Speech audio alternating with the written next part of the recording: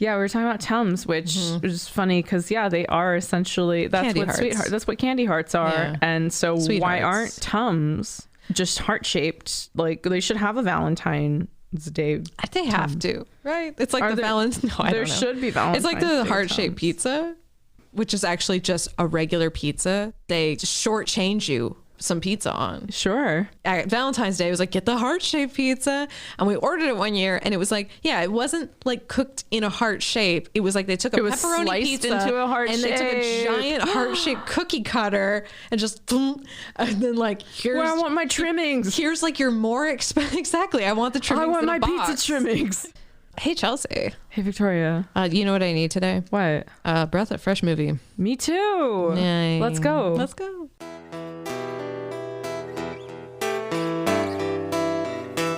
That's a movie I like to see.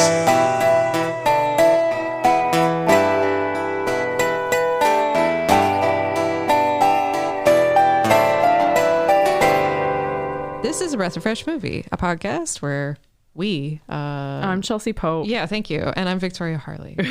And we watch a movie that neither one of us has ever seen before, and then we talk about it. That's it. That's the thing. We do a spiel, or we do a little silly little joke thing that I kind of insisted on the back and forth because I love it. Yeah. Then we introduce ourselves and we do it like a slate, and then we explain what the show is. And then just now I explained what our explanation is, our whole process, and now you're looking forward. And now I'm looking for, and Victoria is telling me what I'm doing after we do all of that. This is Pod News. I had a little bit of a deer in the headlights moment. Double what? That podcast I went on with the cat. Oh, yeah. It was fun. I mean, I'm not like, it's not embarrassing. Like, I'm not embarrassed about it or anything, but I just kept coming up short. Part of it, too, is like they had all these pageant categories, and like one of the ones was like causes. Like, what's a cause your cat cares about? You know. Oh, this is like a lot. Yeah. They really made it. They made it a thing. Into a big thing. They did. Yeah. And that was all great and all, and that was fun. Could have prepared more. I just didn't. Tell us more about this pod appearance, because this is good. Like, also pod update. I guess. I'm invested, and other people should be too. Yeah. In Joan Crawford and in you. Yeah. No, I mean, so we appeared on Double Threat, which is a great podcast. But no, it was, it was Can fine. you tell me about Double Threat? I'm sorry. No, I'm stupid. Double Threat is Tom Sharpling and Julie Klausner. Okay, right. And it's on... no, I definitely checked it out. Today. Yeah. No, it's cool. I love them, by the way. They're really funny. No, I know you're like a fan, and I'm a huge that's fan, dope. which is the whole reason I even knew it was happening and got on it. And like over 100 people submitted their cat. That's fucking crazy. Joan made like a cut of some kind. You were in the top 4 cats. Yeah, top 4%. Top 4 out of 100 submissions. That's a lot of cats. That's a lot of cats. That's a lot of cats, and like, you know, some people wrote like scores and scores of details. Like I was pretty terse. You just had a fucking cute cat. You just had a gorgeous cat. I rode her coattails. Her kitty tails. Aren't we all? Isn't that what we're going for? No, of course. But I felt like I didn't prepare a lot of material. I was just like, I'll just, wing it, whatever. It's fine.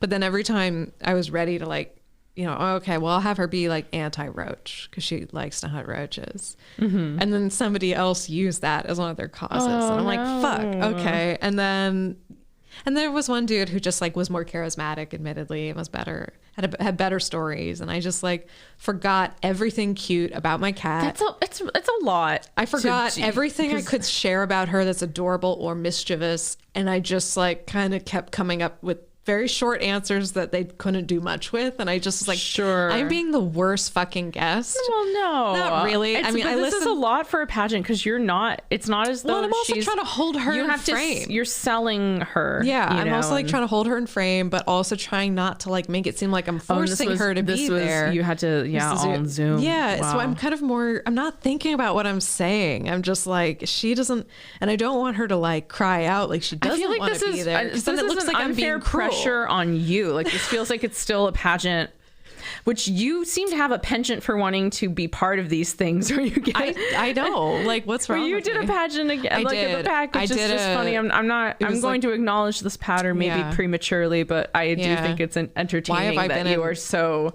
I feel like you are deliberately put yourself in uncomfortable. I may have situations sometimes. I mean, it was about the cat, and I was happy to make it about the cat, but everybody else had better stories, and I just. Well, it's almost like what kind of entertainer are you connected, like relative to the cat, and in terms of the sort of. Yeah, it was a lot. I'm just saying, it was an awful lot. I think it says a lot that you were top 4, and I just going off of the pictures, I would have made her top kitty. Yeah, there was Rumpelstiltskin was like a fun quirky cat. That was a pretty quirky cat. Like there's a lot of character there, but I didn't really give a shit about the other two. There's some backstory to that. To be honest though, I'm not gonna lie, I also, if I was gonna award best cat, I mean, I love my cat, of course she's first, sure, but if I couldn't pick her, like you can't vote for yourself, you know, I would have picked the winner, because he was 19 years old.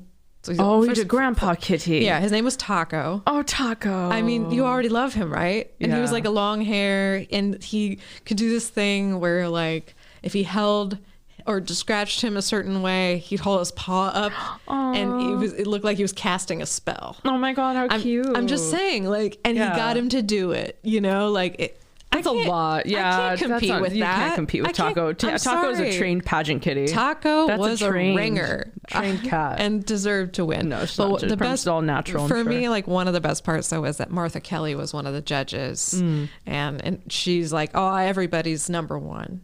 Like I'm not gonna decide.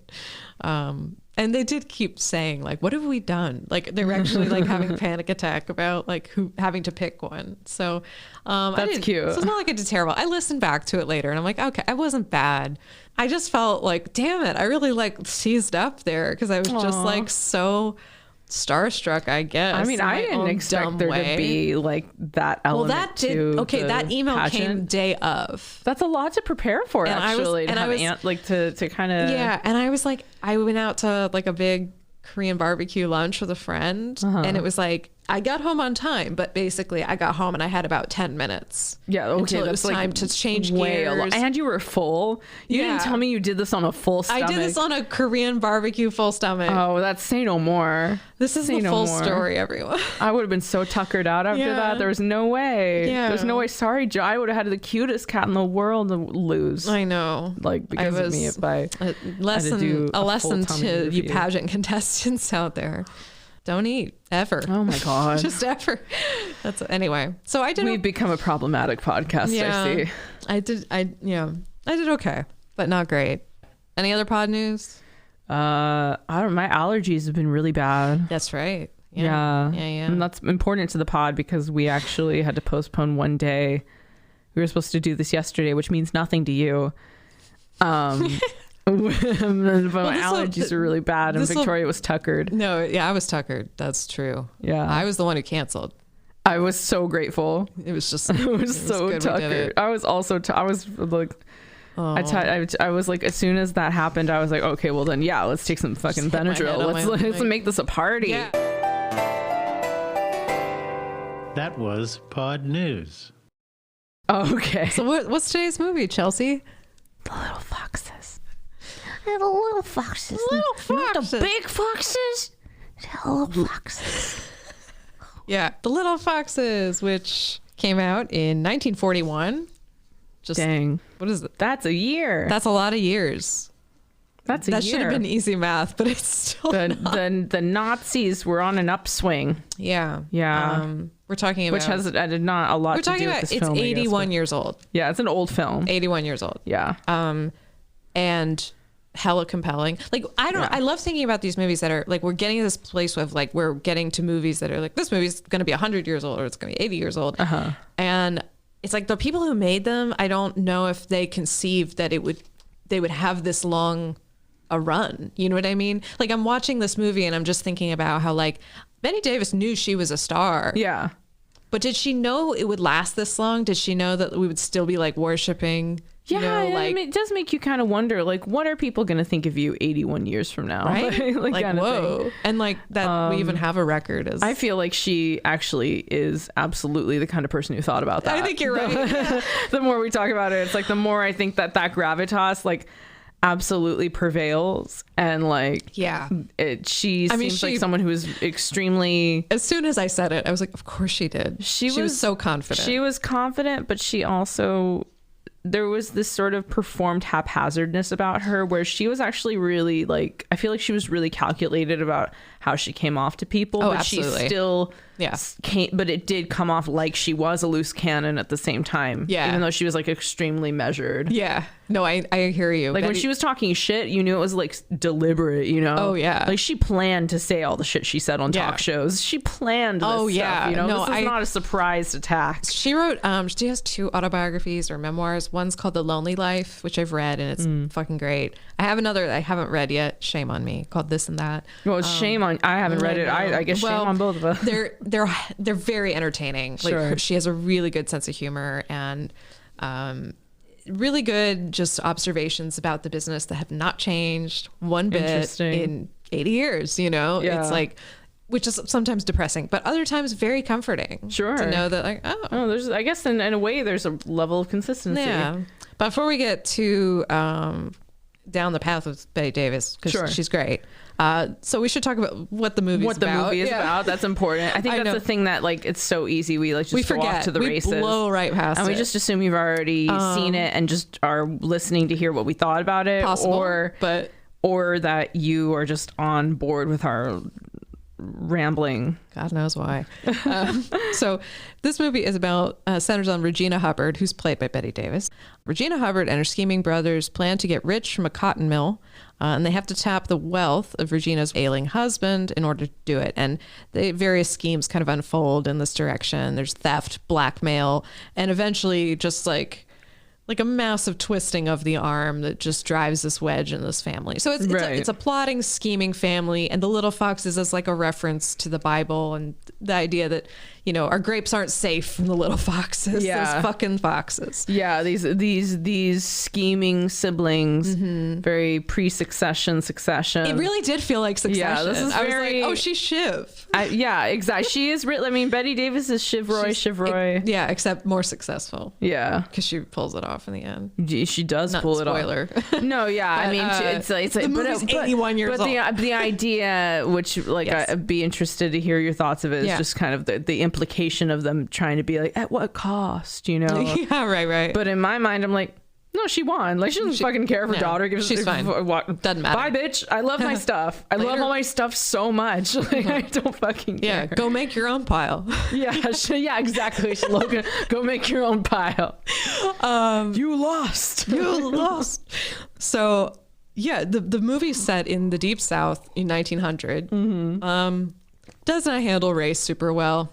You know, let's just call that out. Which is one of those things where it's just, you know, it's an old movie. You contend with the it's of its time thing. Yeah. We can spiral into all the Gone with the Wind stuff. Yeah. Like, I was talking with a friend that like. It's just something you got to contend with. It's something, it's important to acknowledge and see it. Yes. But it's one of those things that like, whenever I'm going to see like an old movie with a friend, it's like anytime somebody black or Asian or, you know, whatever, someone not white appears on screen, it's like, my butthole gets tight. Like, oh no.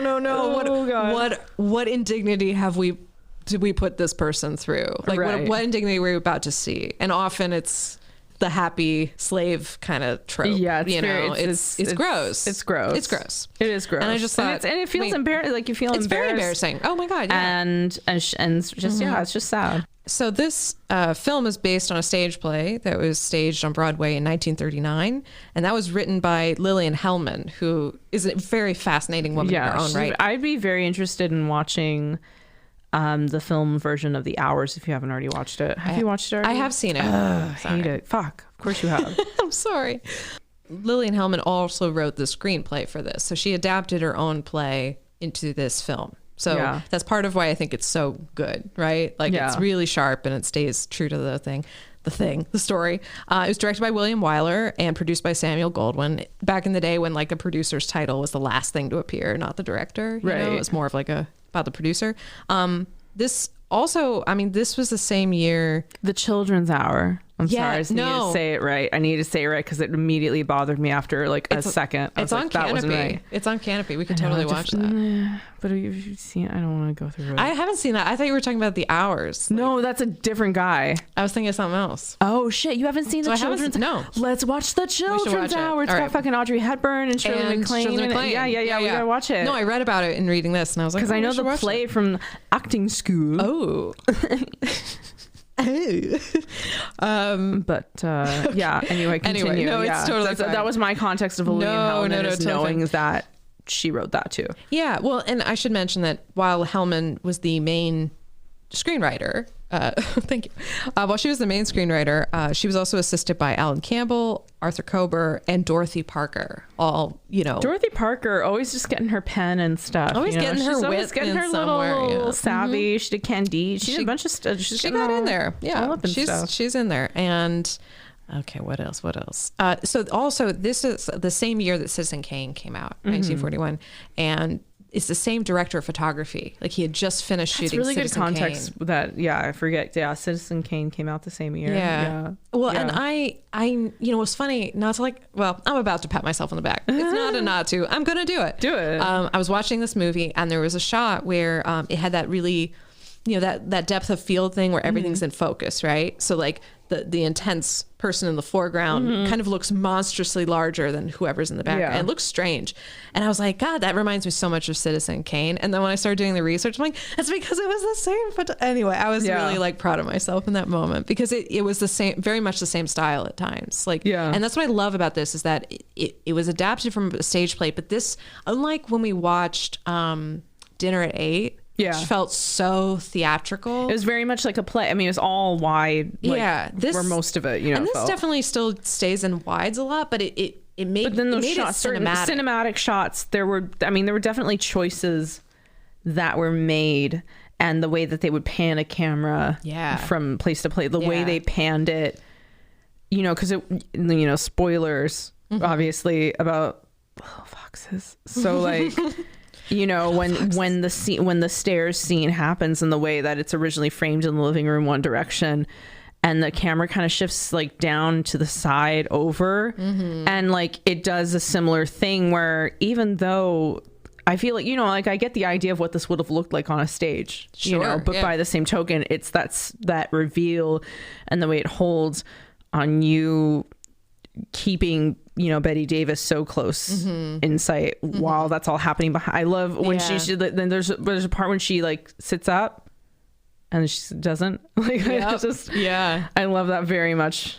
I mean, I guess like that's a great I think first impressions about this movie, we kind of blew past that too. No, sure, but sorry. No, I blew past it. I went right into you gotta know who made this thing. But great. I mean, we both agreed because I know we texted each other. It was like that scene where she lets him die. When she lets him die, I was like, I mean, she got that was Oscar worthy. That great. Scene was I love nonverbal acting. That is just so big and bold. So cruel and but at the same time, she's not. She's considered one of the movie history's greatest villains. She shows up on these things, but I am so in her corner. Oh, 100%. Right? No, she has that a little bit. She's a more, in a sense, she's a more competent Shiv Roy, and I sympathize. I feel that sort of. I don't know. It's fucked up, but there's a little bit of, I guess, the toxic girl boss in me wants to see her succeed in this man's world a little bit. I think it's but it's partially that. It's also that she doesn't put up with being condescended to. No, she's very. I mean, she's got some very.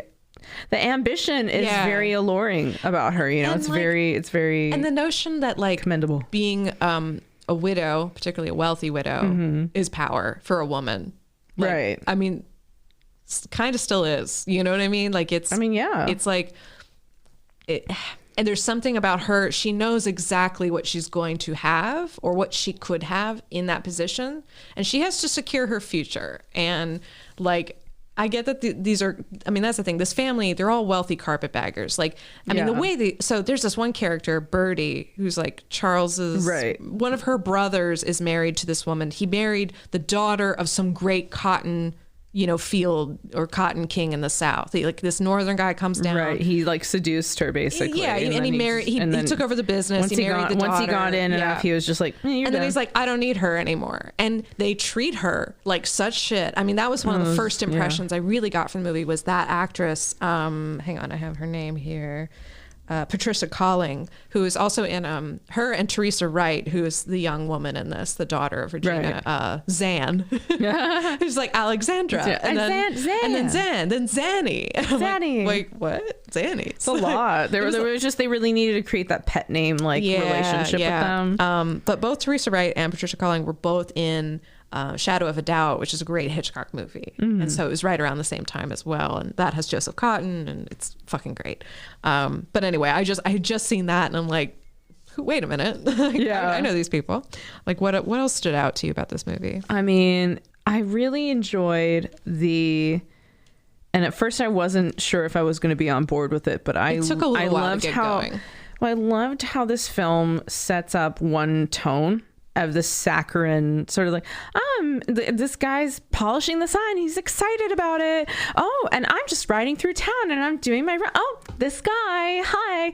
Oh, hi there. Oh, your family's a bunch of meanies. Oh, but I like blah, blah, blah, blah, blah, blah, we got crabs in the back. And then like, you see little cracks of things coming through and then people are talking outside their porches and stuff. Yeah. And then Bette Davis is the first one that's just like, why is everybody making so much noise? She's just like, what do you want? Like, you look ridiculous. Yeah, exactly. You look ridiculous. And I was like, you start seeing the cracks come through. And then especially then really that sharp turn when what's her face gets slapped. Oh God. And I was like, Birdie. I'm so not that I'm so not on board with the violence against women, but sure. But that with the kind of the crack seeping in, you see it's like this is like a field of grapes and these are the little foxes. You see the shitty bits of behavior and then suddenly that act of abuse, and in a sense it's like, oh, we're gonna go dark, and let's go. They really went dark. I really liked the way that. You're so right. That dissension occurred. You're because so I was right. like, especially the daughter Zanny, who like is an annoying character, but understandably so. Like I get why she is so very. But Mom, why are you doing that? But Daddy, but you are being a mean. She was the same way in Shadow of a Doubt. That actress, Teresa. I know you hate it. It's obnoxious, but it serves a purpose. This is wrong. Whatever. I don't fucking remember what she said. It was annoying, but she was understandably like we needed that contrast. There's a whole lot going on that I don't understand. I'm real confused. People are so bad. What's going on? Let me go iron my pinafore. Meanwhile, there's like this older, like when you think about it, the relationship between her and the writer guy, and he's so like.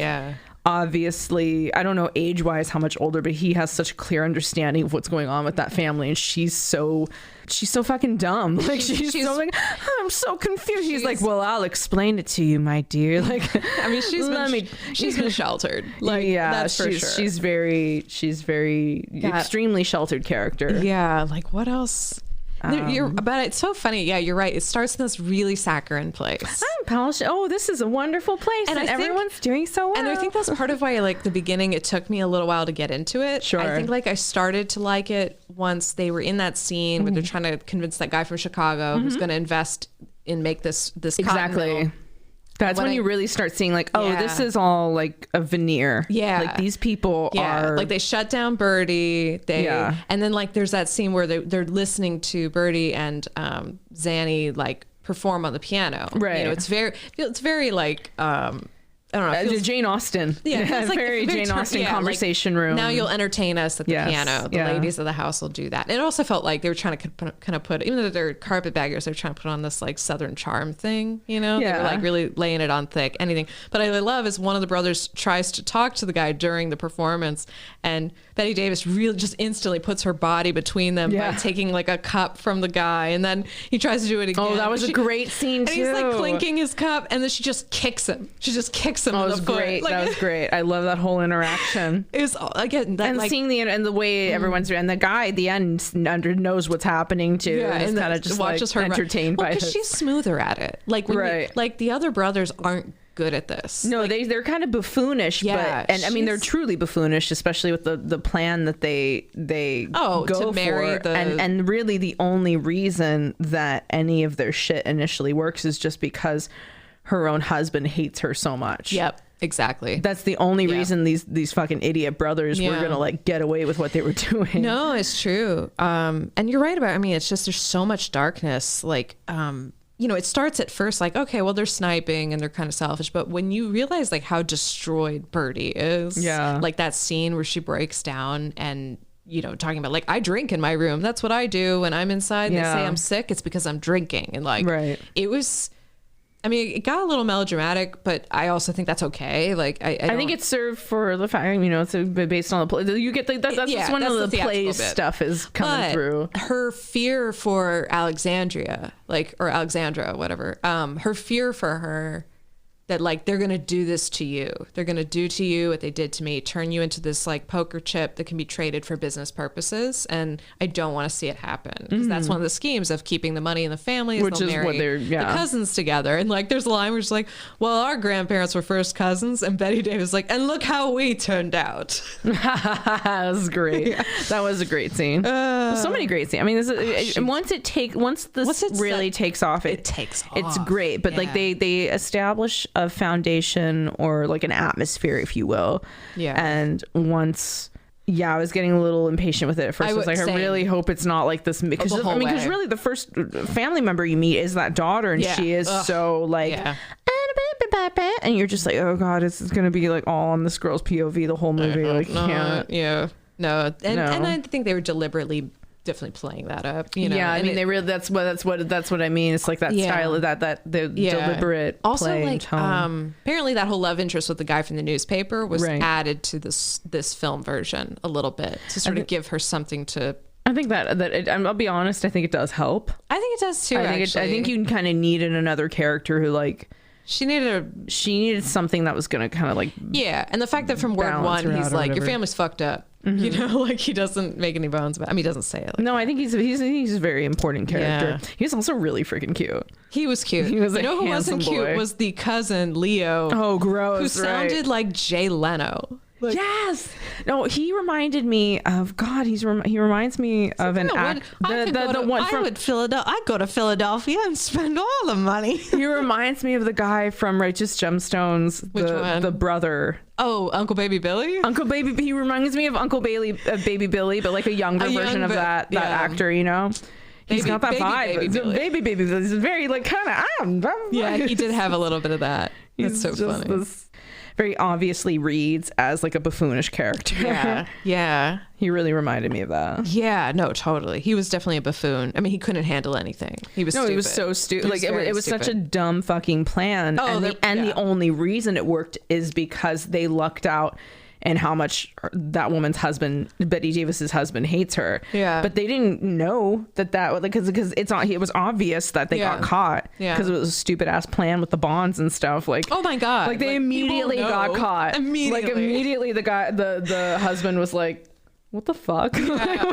That was dumb shit. That was ridiculous. But I also, there's a part of me that appreciates how ass backwards the plan went, and sort of like I feel like this reminds me of like in a Tarantino or Coen Brothers movie, these stupid people with their plan that backfires. But then you get that added twist of how things are almost going to work. Like there's the added dramatic tension of how it's almost going to work out. And it kind of reminds me of like Inglourious Bastards, where they have this plan that goes ass backwards, but because Hans Linde wants this other thing, then it starts becoming the tension is still in existence. It's not an utter fail, and then it ends up flipping the other way. It's interesting. No, it definitely is. And like I thought this felt like a chess game or something. Like, it was like all like she, you know, you'd be like, no, she can't be defeated. I mean, I read a couple of reviews on Letterboxd, and you know, there was a general vibe from you know, I don't want to speak for the entire queer community, but you know, there was definitely like a girl slay, like, you know, like you do what you gotta do.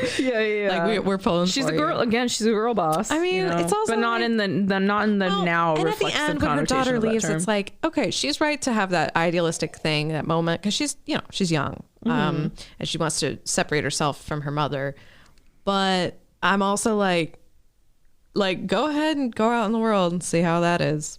No, she's like I mean, like this guy, like, because basically, I also like, there's something very interesting about this character, the writer, you know, in a way, because there's a lot of implications about this guy, and in this position of sort of like being, on one hand, this sort of like voice of reason or do good moral. You're really taking on a lot, and you're assuming a lot of yourself to think that you are able to like take like he's in a way, he kind of comes off like a predator in a way. He's a well-educated predator is really what it is, because she's so fucking young and dumb, and he's this much older guy who just kind of gets the politics and everything of what's going on, and it's like, but I guess he's in love with, like, they're in love with each other. It's not, they're not in love. I mean, but it's tricky, because I mean, he's kind of against everything.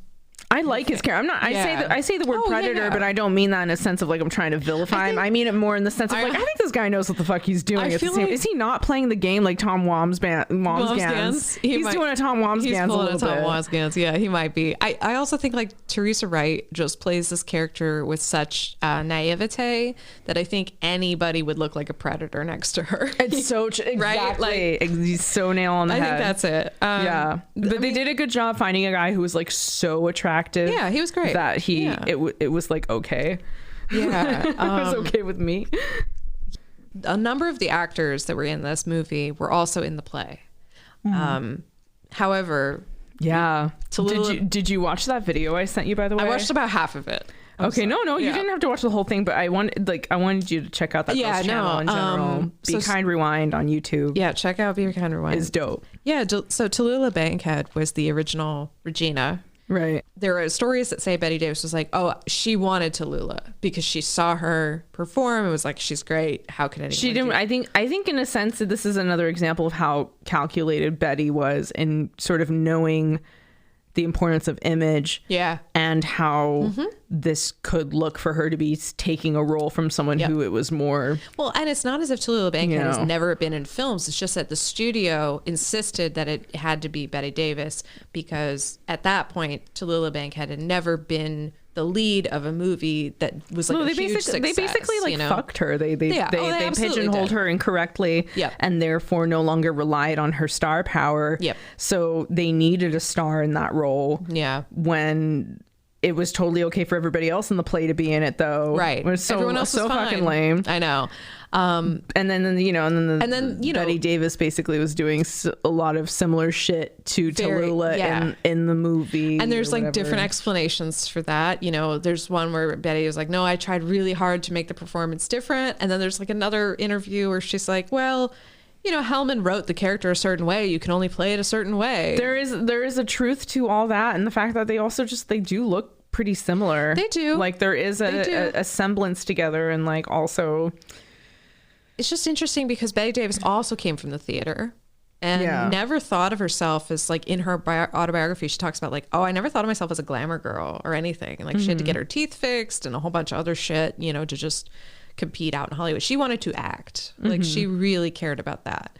And yeah, I don't know. She's a fascinating woman. And, you know, it sounds like there was a lot of different pressures that no one could really. It sounds like a couple of women got screwed here, I guess, is what I'm saying. I mean, it worked out well for Bette Davis, but she and the director of this film fought constantly. Like William Wyler and her never worked together again, even though they had worked together previously on like Jezebel and I think The Letter. And this was a tumultuous film. Yeah. I mean, she was really insistent on this idea that she wanted this really white face makeup. Which looks great, but he's like, she looks like a kabuki actor. He like couldn't stand it. Like, and that was just one of many things they fought over. But she wanted to look older than her age, which like, when does an actress ever say that? I mean, it says a lot about what she was going. I mean, there's a lot going on with that character as well too. I mean, in general, there's And I mean, there's a moment when she's looking at the picture of herself, that lust for youth. You get a little bit of hagsploitation vibes coming. Hell yeah, coming from that, the anxiety of age and I mean, I even remember the moment where she was like, you know, because I was taking this all in for the first time and not realizing her husband and her would have such a contentious relationship, and they're like preparing the house for his arrival, and she's sort of like, I don't know, sweeping cold cream or something on her face. And I think I wrote a note that I'm like, oh, she hasn't seen him in years. She's trying to make herself look nice. But then it was like, oh wait, okay, this is not a happy marriage. During the filming, evidently there was a huge heat wave going on in California, in Los Angeles, like over 100 degrees, and Bette Davis walked off set at one point. Oh God. She walked off set and she went basically to her Laguna Beach house and like refused to come back, but then was worried they were going to replace her. And I don't know, there was a whole drama around it, but it's the only time she ever walked off set, and people mostly think it's because of the heat, you know. Sure. Well, I mean, she's wearing that she's dressed like she's in mourning the whole film. I mean, you could hear all those skirts. It's just, like it's so much fabric. No, it looked really hot and awful. Oh my God. Can you imagine like 100-degree heat in that shit? Like, and like one of those sticky old home, like, but it's a set, but still. But then there's all the cameras and the lights. The lights. And you're in the costuming, you're wearing pounds of makeup. Ugh. And you can't have sweat rolling on all over your face. Good. Yeah.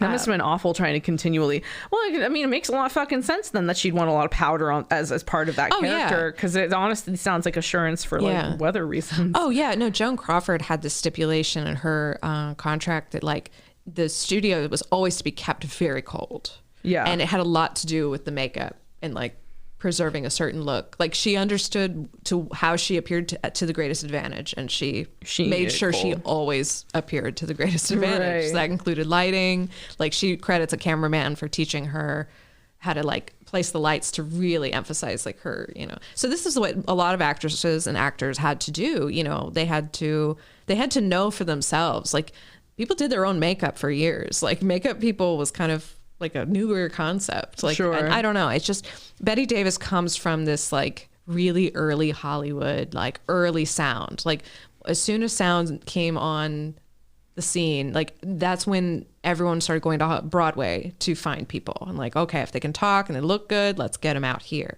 So Bette Davis was one of many people who had, you know, like a picture test and all that, which she described as a horrifying experience because she had to keep lifting her skirt to show her legs. Oh, and right. She just was like, what? Like, I'm an actress. Why do you need to see my legs? Yeah. Like, anyway, I'm on a tangent now. No, but it's fascinating stuff. Yeah, and I love it. I think and it's related too with like the Tallulah Bankhead stuff and her being such a theater rat too, you know, in her own way. Totally. But like, it's interesting. A lot about some people made that transition. Some people didn't, and not necessarily because they didn't have talent, you know, and that's kind of messed up. This movie was very popular when it came out. It premiered at Radio City Music Hall and apparently on the opening day, over 22,000 people saw it. Wow. Which at the time, that was like an all-time record for attendance. That's a ton. That's a lot. That's a ton. Some other movies that came out in 1941, High Sierra, The Lady Eve, great movie. Citizen Kane, we mentioned. Fantasia. Oh, Fantasia. Yeah. Meet John. Interesting context. Yeah. Philadelphia Story and Meet John Doe.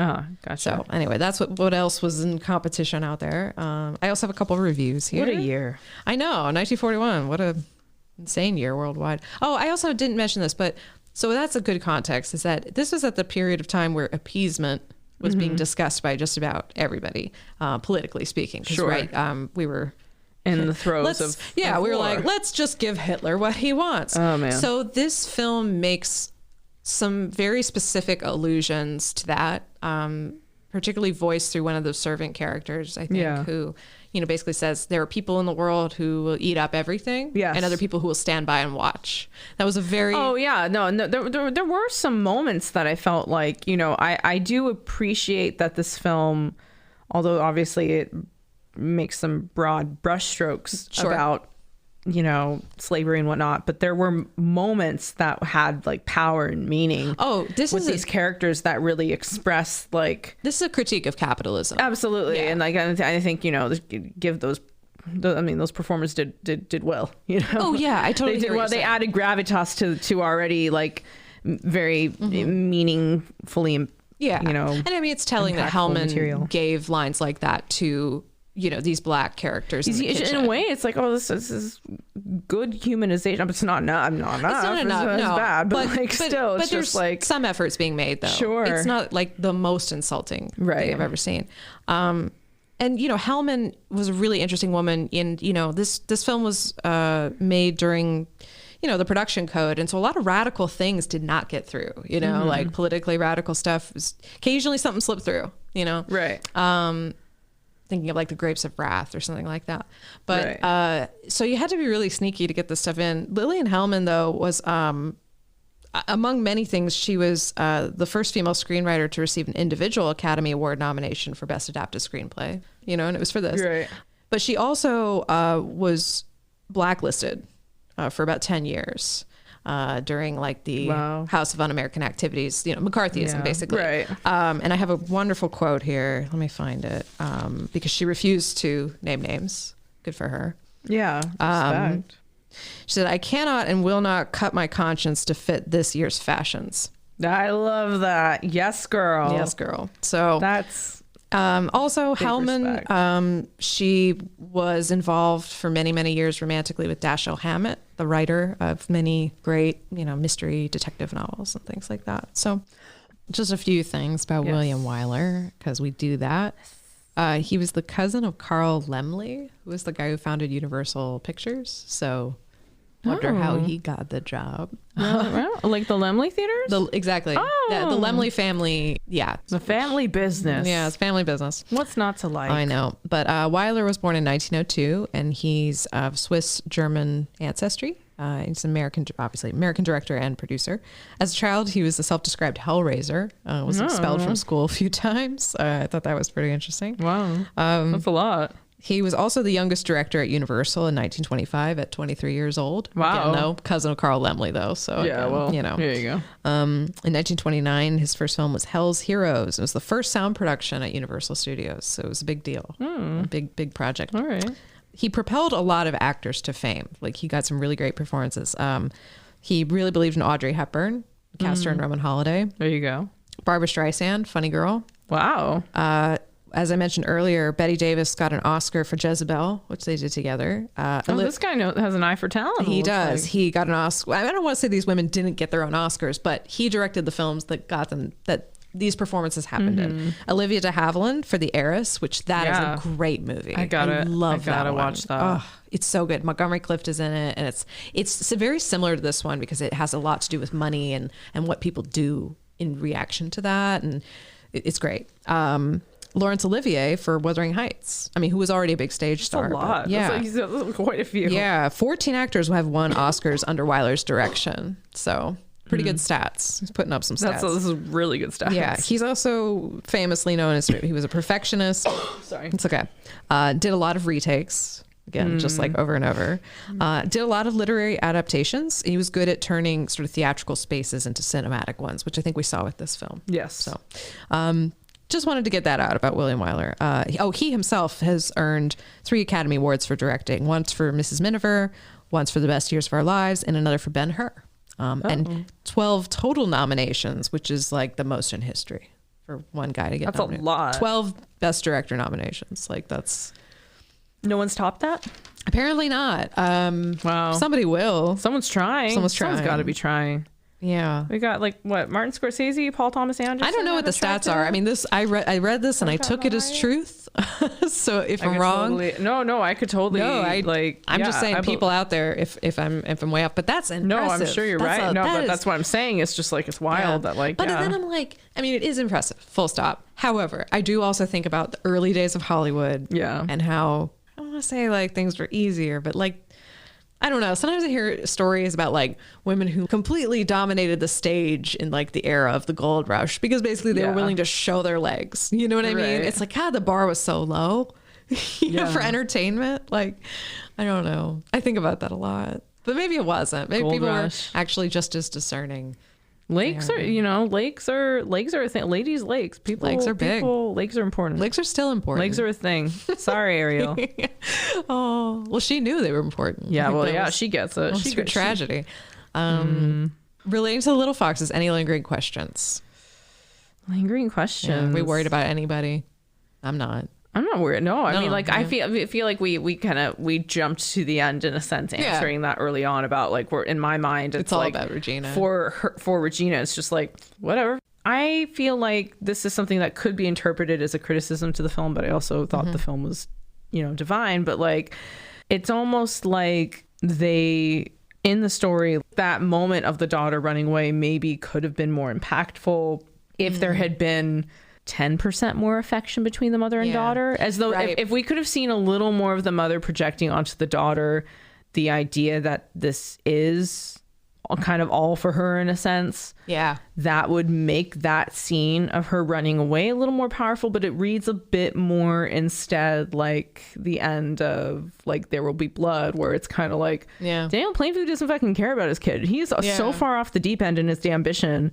He doesn't give a shit. He doesn't give a fuck. And it kind of, there's a little bit of that where I'm just like, I don't think if I were her, based on this depiction of her, I wouldn't give a shit if my daughter was running away. Like, whatever. Yeah, it's interesting. I was just, or is she just too poisoned? Like, whatever. Like, that sort of thing. It was just funny how, it felt like, they needed there to be some sort of a repercussion for her actions. But I'm like, but her brothers tried to screw her over. Her husband, like, had no sympathy. My lingering question is just like, their marriage, when you meet them, it's like just understood that it's broken. Right. And it's like, is it because he's sick?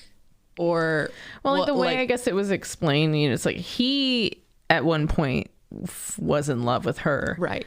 But all it ever was that she felt lonely. But it kind of reminds me like very much of like a Shiv Roy, like Tom, like as of the dying husband is more like her Tom's in his way. In his way, or in the sense, way. in the sense that like she was so lonely in that world that was what she. No, I can see that. I mean, it is interesting though how one of her brothers at the very end is kind of like, all right, well, it's fine. We'll get along. We always do. Like, I mean, to them, this is at the end of the day, this is like all just games for them. Oh no, and they're straight up like, fascism. Because they're all family, so at the same time, it's like they do take care of each other in a fucked up way. There is a little bit of that's part of why they wanted to keep it in the family, the marriages and stuff. Like, no, you're right. It's a weird blood thing.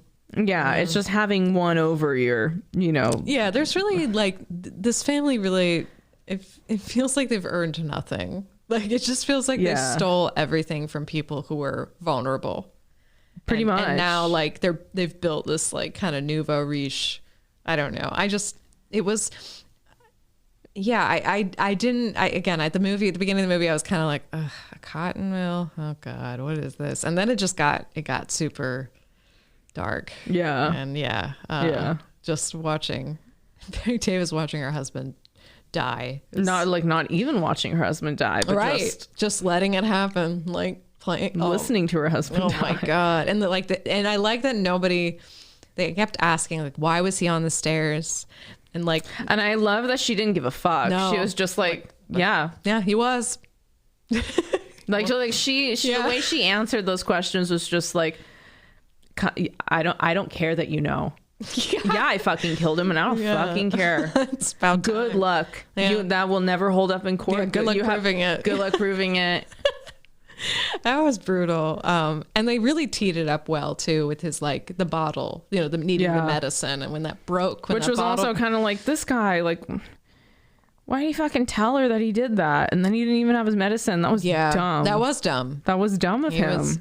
That was his fatal mistake. Yeah, I agree. Yeah, that falling in love with Shiv Roy. Mm-hmm. It makes you wonder: is this that's another kind of thing that Tom could do, where he may? I mean, it feels like that's kind of a lot of what happens on Succession. Is that there is all this gameplay, and then one slip up, whether it's a dick pic or blurting out something at the table or. Driving into a river or whatever, or whatever, like you said, or just going to the wrong, like I guess the first episode was like the fact that he went to the family outing instead of staying at the office is what Kendall, that's what got him written off. And it was like the fact that there are these fatal, minuscule missteps people take, and I feel like then the case of the husband not having his medicine always by his side. Yeah. that was his fatal mistake. No, you're totally right. Minor but fatal mistake. And I mean, I wanted to have sympathy for him and for them and for the difficulty of all of that. Like, you're dying slowly, but it just, I saw a woman fighting for survival. And sure, she was definitely wanting a bigger cut than anyone else, but also, like, when does a woman ever get the bigger cut? By the same token, it's like I was angry on her behalf that he was fucking her over that way. Me too. When he was fucking dying. Yeah. Like, wow, you petty Just asshole. because he's that mad that he didn't get enough pussy in the marriage or what? Like, whatever. Like, did you not expect this to be treated as a transaction ultimately? You're that romantic. You're that bitter. I think it's like the moralizing here. I was just like, I wasn't on board with that kind of I was not on board with that kind of shit. And so I'm with you. That's why.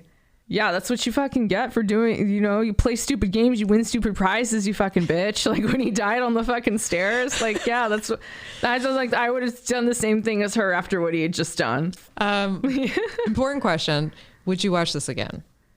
I think so. Yeah. I think I would actually watch this again because now that I'm, there's always that initial frustration of just like, what is going on here? There's a lot of flowery, blah, blah, blah. But I think overall what I did take away was all I kind of need. Like, I was frustrated that I was missing important things, but like once I kind of accepted and just kind of like stayed on board as much as I could, I figured it out. And I think going back again, I could have a better appreciation for some of the fast talk. Well, and like you said, the cracks, the fissures, like really seeing where that starts. And like, I think it's most palpable with, again, Birdie, Patricia Collins' character. Absolutely. Because she's the first one that you notice is being abused. Yes. Like, you notice that, like, oh, there's weakness. And she talks a lot. And yes, she drinks. But why does she do that? Exactly. And this was another thing, too, is like you see the opening credits and I see, the name Lillian Hellman. And I know from the Children's Hour, she doesn't hold her punches in terms of like how dark of a story she's trying to tell. Yeah, she's great. But it is all about people keeping up appearances and then falling short in some way or cracking under pressure in some way. And so when it was that saccharine at the top, I was like, okay, where are we going? And so then when we got the Bette Davis was like, y'all are stupid and loud, whatever the fuck she said, I don't remember. You're ridiculous. Being ridiculous. Once Bette Davis came in, I'm like, oh, okay, thank God. But I'm with you. I was a little bit like, oh shit. Like, even that first sit down meal where, again, the Birdie's talking about her father fighting in the war. And I'm like, wait, what side are we talking about? I got a little bit lost in all that. And I agree. I was like, it took, maybe about 20 minutes or so before it really felt like, oh, now I'm actually getting interested and getting hooked. And like, it's a slow burn though. Yeah. But then once you're on it and you know where it's heading, I mean, I would definitely watch this movie again. Absolutely. And so it's that little stuff that you can gain an appreciation for, because I think it's like you'll see the scheming earlier. Yes. Like you'll be suspicious earlier. Absolutely. Whereas I think I went in open-hearted, like it's almost like because of what we were already talking about with the transition from theater to film and the transition from wider shots and the more theatrical, multiple things happening in the same frame kind of stuff to there being more focused shots. It's like, this is definitely a movie where it is taking advantage of its full space. Yeah. So, when you see a character like what's her face rambling on, it Birdie. Is so like Birdie rambling on. Then this is not something I initially picked up on, but like this is definitely a movie where you really should be looking at everybody else around her. Yes, exactly. To get to understand what is happening in the scene. Actually, you see like their psychic pain. See what everyone isn't saying, and that is what this movie is about. It's just like everyone not speaking is who you should be watching. Subtext. The subtext is all of it. Because all of the speaking, a lot of that is people posturing and being. There's a lot of hinting at stuff. Yeah. Like that whole thing about like, oh, the children make a handsome couple. And then he says it again. And she's like, I heard you the first time. Right. Like, it was just, and like, even about, well, like, she's not getting married tomorrow, but she is going to Baltimore tomorrow. So let's talk about that. Yes. She's so precise. I fucking love her. So good. Yeah, I don't know. That's it. I got to say, it's great. Great movie. We recommend it. Highly recommend it. I watched it on Canopy. I'm going to pitch that to you again. Oh yeah, folks, get your canopy and get your library. Canopy on. Get your library card. Yeah, it's good stuff. Yeah. Don't forget to leave us a review on Apple Podcasts or wherever you want. Yeah, you know? Anywhere. We'll take it anywhere. We appreciate it. That sounded Thanks wrong. for listening. We'll take it. We'll take it anywhere. Yes, thank you for listening. And yes, follow us on the socials. We're on Letterboxd, Twitter, and Instagram at Fresh Movie Pod. Follow us on Letterboxd. We need that Letterboxd clout. We need more Letterboxd followers. Clout. That's just it's such a hipster clout thing, like to be gaining your likes and your. I am so stupidly addicted to it, and I don't even get many likes. Like no, but it's also like it's about like logging. It's like the logging. I love the logging of the movies. I love that we are all engaging in movie discourse. I do. I like it, and simultaneously I'm like, oh, I'm like so not like smart enough. Like there's like clever comedy happening. I think that is my goal. Is I can't write if I write a review in earnest, like it's always true. That's what it is. It's always a true review. You know, that or sort of thing. It's like if it's too earnest, then I don't want to read it.